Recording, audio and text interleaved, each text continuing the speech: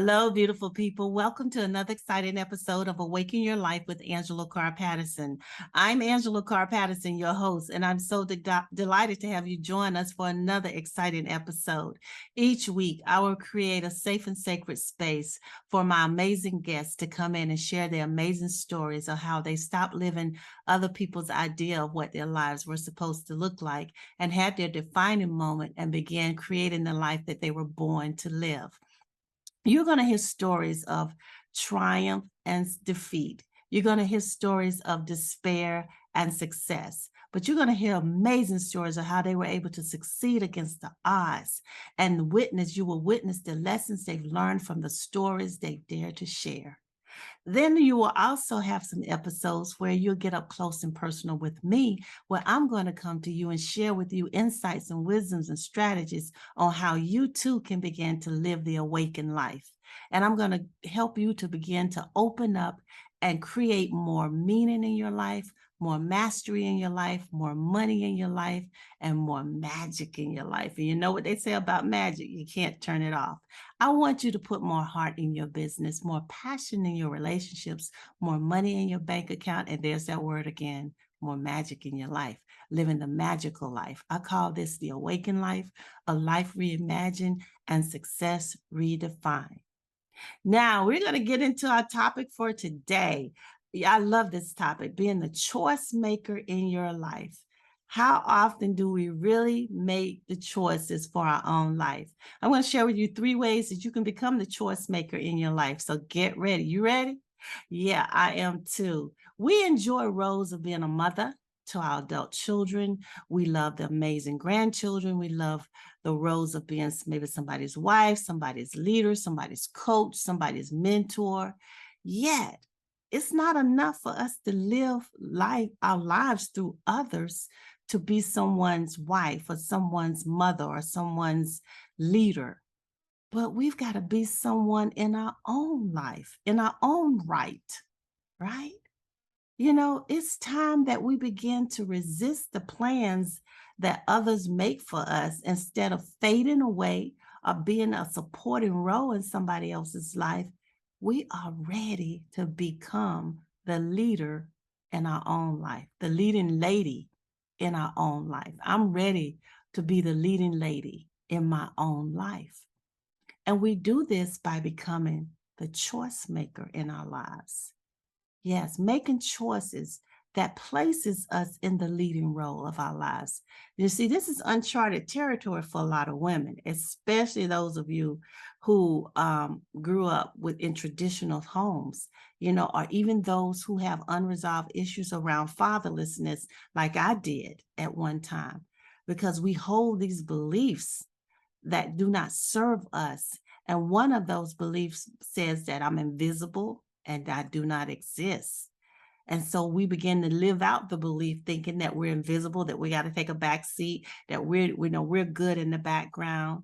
But no, why do you take a back seat in your own life?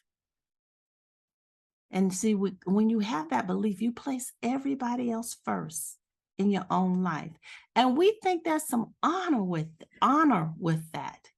If I organize my life around you and be all things to you, then I am being a good person. But are you really? Are you really? Because you're serving from an empty cup. So what you're really doing is you giving that person, the person you say you love, the least version of yourself, the least best version of yourself. The people that I love, I want to give to them the biggest, the grandest version of myself. So that means I got to fill my cup. I give to people out of my overflow. The full cup is for me, and an empty cup serves no one.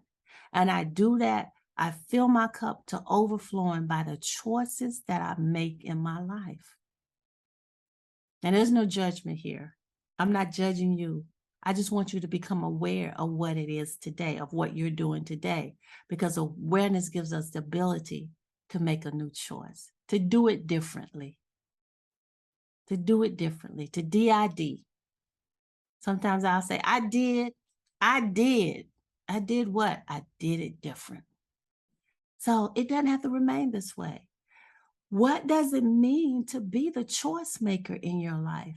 It means that you choose to be or to do what corresponds with what's true for you at your soul level.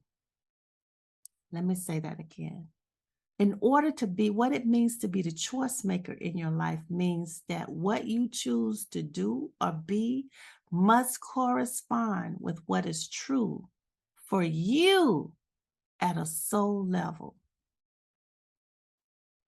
What you do with your life is then meaningful. It is something that you know in your bones, at your core, and in your soul that it's right for you. So many people come to me with good things, but is it right for me? And is it the right season for me? It's impossible for anyone to know your truth or judge it, particularly because the same role and set of circumstances that can fulfill one person can constrict another one.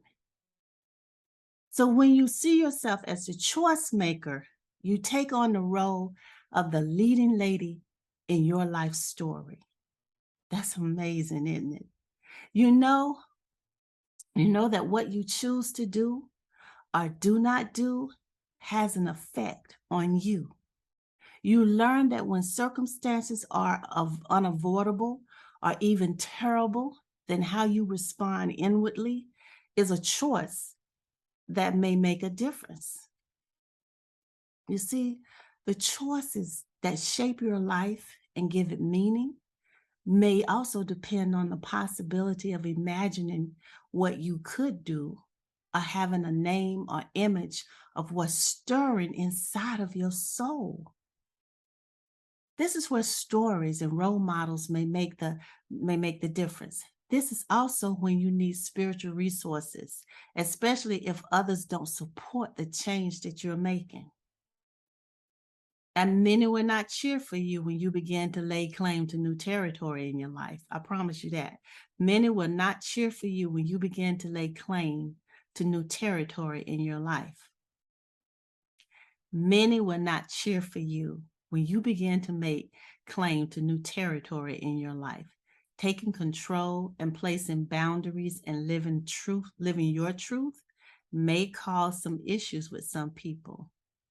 It has to do with personal values and integrity and what is deeply right for each person. There are significant choice points in everyone's life, and when what we choose and who we become are linked to that. At these moments of truth, we find ourselves at a fork in the road and have to choose which path to take. And there's always a cost to such choices. The price we pay is the path not taken, that which we give up. Think about it for a moment. What choices did you not make and perhaps cost you something? I can think of one. I had a huge opportunity. I was in the entertainment business, and I was running a performing arts center here in my hometown, full service performing arts center. We had a model and talent agency. I represented talent in the industry, in the entertainment industry. And I was offered a position to live bi-coastal from New York to LA because I spent a lot of time doing work in those areas. And so I was summoned to a meeting in New York in the Empire State Building, and they want building, and they wanted me to take over one of the oldest African-American agencies in the world. Harry Belafonte, Sidney Porter, Diane Carroll, you name it, Cicely Tyson, they all got their start at this agency. And the lady that was running the agency was getting ready to retire, and she wanted me to be her predecessor. So the owners and everybody was there. The paperwork had been done. The offer had been made. One of Oprah's attorney did the work, and I was going to live bi-coastal, and it was just a huge deal. This is what I did. And it's almost embarrassing. I excused myself to go to the restroom. Instead of going to the restroom, I took a taxi back to my hotel room. I called the airport, got my ticket rearranged, got a car service to take me to the airport, and I flew home. That was such a horrible thing to do, but I didn't think I had the right to make that choice in my life. I was a divorced mom of 3 children, and I depended on my mom for childcare a lot, and she was having a fit. She did not want me to leave. She was crying, and she just really this was a huge opportunity for me, a huge opportunity for me, and I chose not to take it because I allowed my mom's fear to be the choice maker in my life. I have no regrets, but you see what happens when you allow other people to be the choice maker in your life? I love my life now. It's fulfilled, and but I don't know what it could have been. I didn't give up the opportunity for myself. I gave it up the opportunity for those who were dictating to me the choices to make. But here's the other thing. What about those people that I was supposed to touch and help improve their lives? I didn't because I wasn't the choice maker in my life. So just last week, I had another opportunity come to me. I had someone that's in the industry, and if I name her, you probably know her, just doing great things, and she wants me to manage her. I'm not in the industry anymore, but I still know how to do the work. And she said, no, I woke up in the morning and I want you. And so I'm like, do I really want to get back into the entertainment industry and go to all these different things? And my daughter said, Mom, you gave up one opportunity years ago because you let somebody else choose for you. Are you going to choose this time? That's where this message is coming from. Yes, I decided to be the choice maker in my life. You see, I told her, yes, it is important that we be the choice makers in our lives. So when we refuse to be the choice makers in our lives, you make others the authority over your life. And as a result, you see yourself again as a supporting role or even as a victim instead of the choice maker and the leader in your own story. Think of yourself as the main character in a novel or motion picture that is being written by the choices you make or the roles you play and by whether you are committed to your own story. Your parents' positive aspirations for you or negative expectations or examples they set may have provided you with a ready-made script to follow. The prescribed path may have helped you to develop in ways that were positive, yes, or maybe they have done great harm to you if they were a major discrepancy between who you were and who you're supposed to be and your own potentials and needs. It may be that the past is but a prelude to the most authentic period of your life, even if until now you more or less went along with the expectations of others. You can now choose to be yourself. Give yourself permission to be yourself. I'm going to share with you 3 quick ways that you can become the choice maker in your life. Number 1, take control. Decide what you want and what you don't want, not based on anything or anybody outside of yourself. Decide to be the choice maker. Choose to be the choice maker. Our choices have meaning and consequences, but who are you trying to save first? Is it you or is it them? And so I want you, once you finish watching this, I want you to make a choice that you haven't made, that you know you need to make. Make that choice. See, a decision is 2 parts. You think it and then you do it to anchor the decision, to show that you're committed. Number 2, place clear boundaries. What is a boundary? A boundary is so that we can come together in harmony.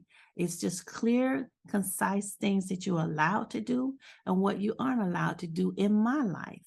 I get to set those boundaries for my life, and so do you. What new boundaries do you need to set in place? Put them in place quickly. And number 3, live your truth. What's real in your soul? not your mind, but deep within your soul. Make choices based on that. Start making choices for yourself today. Be the choice maker in your life. Ooh, that's something. We've come to the end of another show. I hope you enjoyed that episode of being the choice maker in your life. Please be sure to connect with me. Go to my website, angelacarrpatterson.com, angelacarrpatterson.com, so we can connect. You can join my list. You can see all the things that I'm doing and connect with me. Please be sure to become a member of JD3 TV network, one of the fastest growing streaming networks in the industry. You're going to thank me later. And don't forget to watch my upcoming episodes.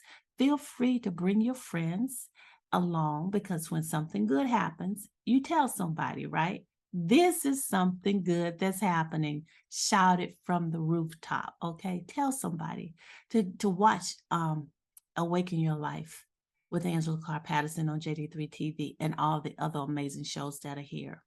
And as always, as I close, I want to remind you that your defining moment is when you're willing to let go of who you're not, to step into your most powerful space and become who you were born to be. That, my friend, is your awakened moment that leads you to living your awakened life. I'll talk to you soon.